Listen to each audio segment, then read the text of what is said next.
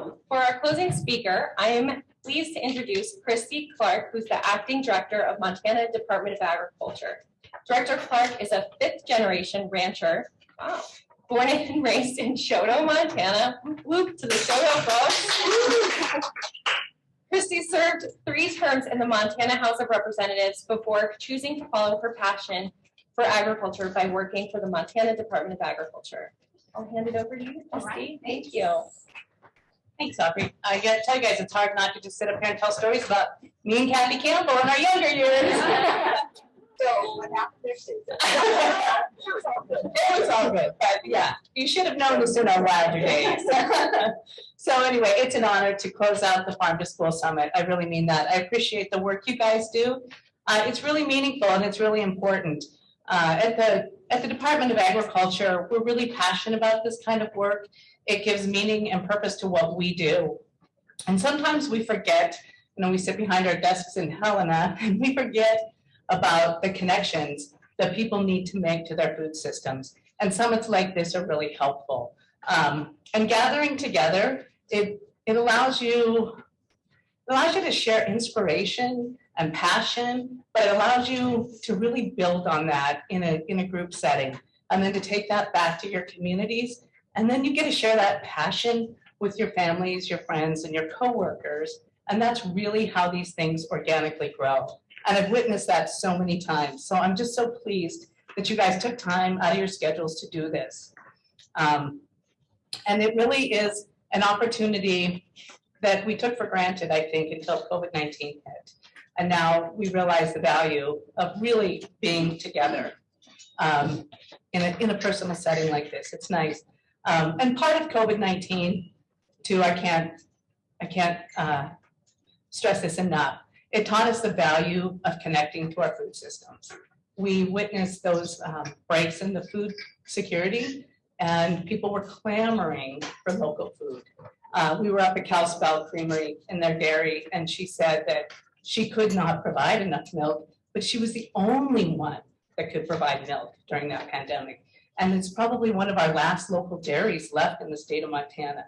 And so I think we really, the real silver lining for us is that I feel like we finally reached a tipping point with people really understanding and appreciating the value of food and food grown in their local communities and that local distribution.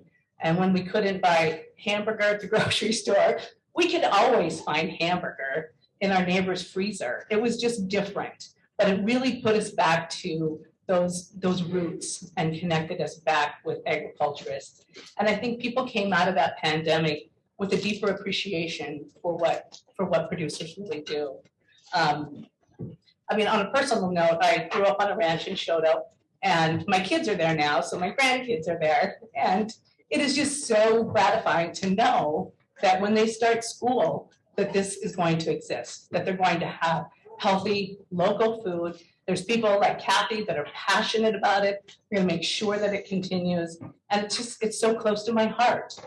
Without people like you that really dedicate themselves to this kind of work, it just wouldn't happen. I know what school lunchrooms are like, and those people are busy, and it's hard to pull it all together. So to pause and take time and say, you know what, I'm gonna make this the best I can for these kids. It's just so gratifying to me, and I appreciate all of your work so much. On a professional note, the Department of Agriculture will remain committed to helping with things like this, whether it's Farm to School Summit or ag literacy or whatever that looks like, to keeping kids connected to where their food comes from, because that's how we build food innovators. That's how we build agriculturists. And that's how we stay connected to our food source. In closing, I just want to say, again, how much I appreciate all your work for fostering this environment of connecting us to our food, connecting our children, and to really fostering healthy, lifelong habits that begin in elementary school. And often for these kids, it begins in the cafeteria. They don't always have an opportunity to have healthy food at home. And so to really set that standard in our schools, it's just so important. And I just can't underscore enough how important the work that you all do really is. And I hope that you'll think about our food supply chains when you're doing that, when you're attempting to get local vegetables and local meat into your schools. Think about that food supply chain interruption. Think about how scary it was. I mean, it was scary enough not being able to buy toilet paper, but I could improvise toilet paper. We have to eat. And so having that local connection really restored, that's something that's going to stick with us for a long time.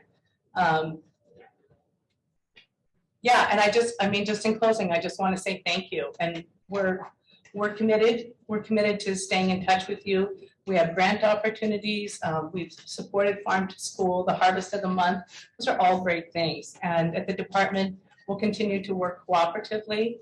And from us at the department, we extend our deepest gratitude for the work you all do.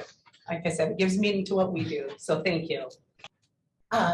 Thanks for being here, Christy. Can you maybe detail some of the expanded meat processing that's happening in the state? Sure.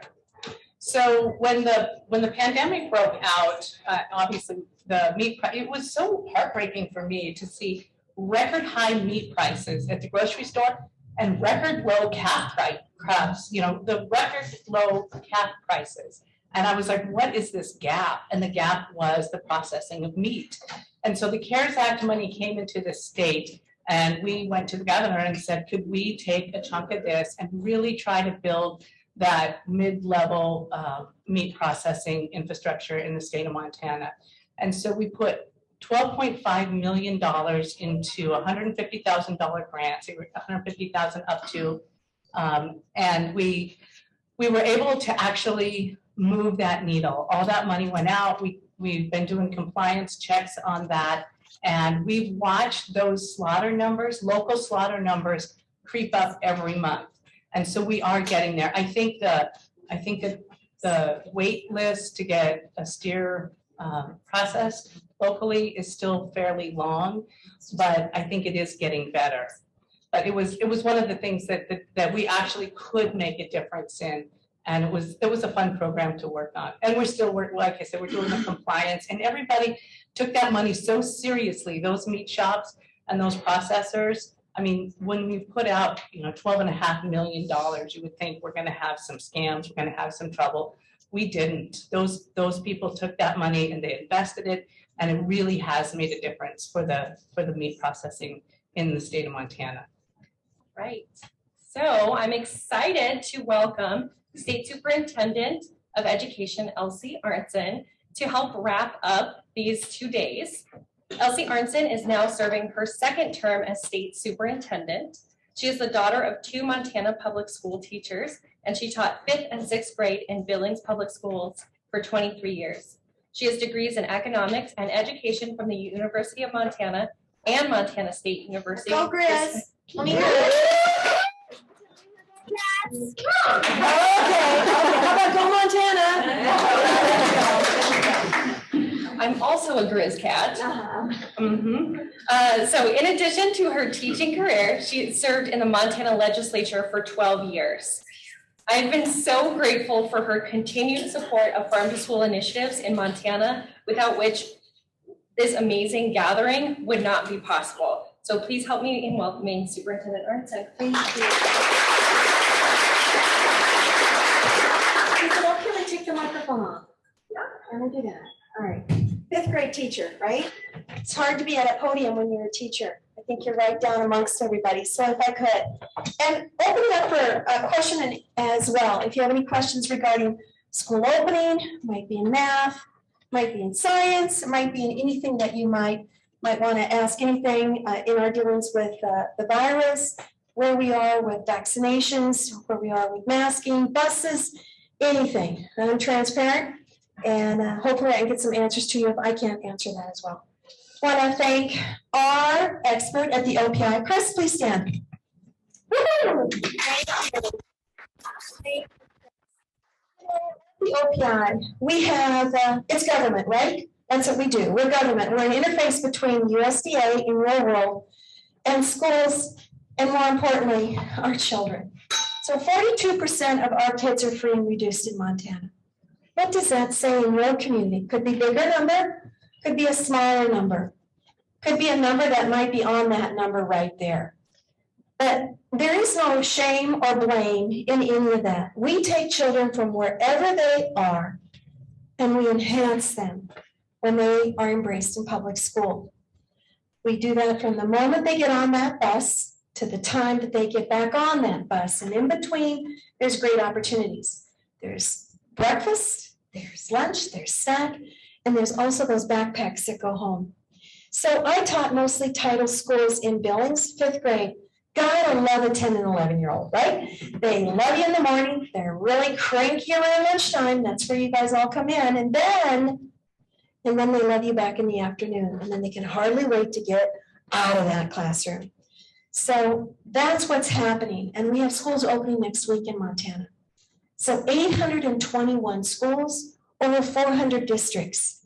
That is very, very large number. The other part of this, 150,000 children. Over 24 plus million meals served last year. We know there's going to be more nutritious meals served this coming year. No blame, no shame. We take them wherever they come from and we embrace them. My favorite thing was not to have lunch in the classroom, but to have lunch in that and hear the noise, you know, or that green light that would go on when the noise could happen, and then the red light, you know, when it couldn't. But isn't that what this is all about as well? Is that community discussion in your community, but a smaller community, where they get to sit with their friends or from another grade level as well. Because nutrition offers that experience as well as that communication flow. So I love my job. It's not easy. Let's talk about the federal government right now. There are so many requests of schools and data. There are so many things with all these new dollars. Normally my budget is about 2.3 billion in a biennium. In every 2 years I get 2.3 billion in federal, state taxes to pass out. And then there's local dollars that also amend and amplify those. I have been given federal dollars of 0.6 billion more in all of these COVID relief. Some are very, very restrictive and some are very open. But we are looking at carpeting. We're looking at HVAC systems. We're looking to make sure that it's a safe place for kids to come into. So let's talk about how you deliver food and how food can happen in kitchens. Let's see if any of those things can also amend that in a health and safety manner, in a timely manner to improve. So I'm outside the governor. I'm a constitutional elected official, 1 of 5. I don't answer to the governor. But I believe right at this point that we want the same thing. And even the previous governor, we wanted the same thing. We want to make sure that these tax dollars are spent well and that there's lasting effect.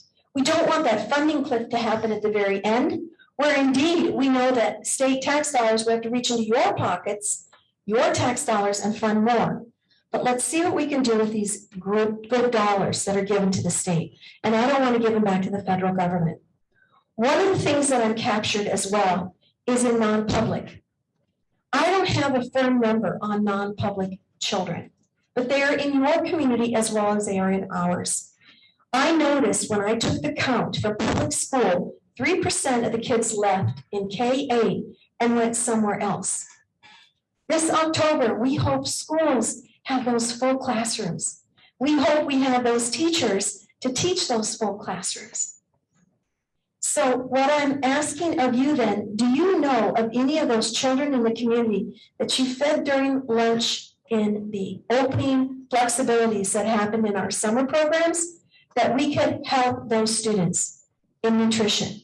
Because those are dollars, there are dollars there that we can amend in that nutritional world as well. Because these are our Montana kids, right? We're blessed if they come into a Montana public school where you serve. But let's also look outside that to see if we can help families that are homeless. I have almost 2.5 million in homeless dollars that are outside that 0.6 billion for homeless families and homeless children. Not just education, but in that social emotional world, helping them. You talk about that, I talked about that relationship where those kids get together, and I didn't want to eat in my classroom. I wanted to eat in that big room in the gym, and I wanted to eat in that lunchroom.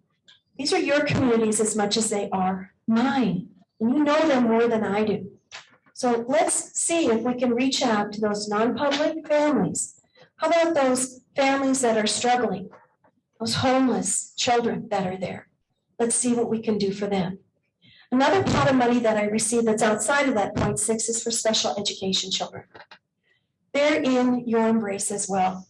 Let's make sure that we really embrace them, regardless of what this virus is. Where the variant comes back, however we might serve it in our communities, whatever it might look like in your families. This pandemic was personal. And if you are a child of a unique ability, that personal reflection may be really challenging. Speak to them, visit with them, embrace those children. Again, take them from wherever they have come from and put them forward in a greater light. You know, I love my role as a 5th grade teacher, you know, like I said, 10 and 11-year-olds. But the other thing that I really embraced a lot of was making sure that I could talk to other teachers, not just those teachers in my hallway, but the teachers in my building, and then in a collaborative across the district. You have that collaborative. Reach to that classroom teacher. Be that friend. Ask how that individual is if you see them that might need that extra care, because you're that support system for those children that I just visited about. And I know you've done it before, and I know you're going to do it in the future. So I hear you've got some homework coming. You shared with me that come December, you filled out these cards, and it's going to be a gentle reminder to you of what you said you were going to do and a promise. Remember, pinky promise. Promise is a promise. So what you put in forward, in motion in these last few moments, and today, would you please remember the collaborative effort sitting at a table, the food that you shared, the discussions of moving forward. Embrace that teacher. And more importantly, embrace that child, whoever that child is, wherever that child lives. No judgment, no worry, and embrace them, smile, lead them forward. Because what we do in education is long-lasting. It's long-lasting, and you're part of it. I thank you for being patient with me. I was tardy. I don't have a slip from my mom, but I appreciate you. I can't do this thing. I can't do this alone. Our children need you. They need every single one of us more than ever. So with that, enjoy. And I believe I'm the last one, right? So I'm keeping you from where you need to be. So thank you, blessings to you, and safe travels home. Thank you.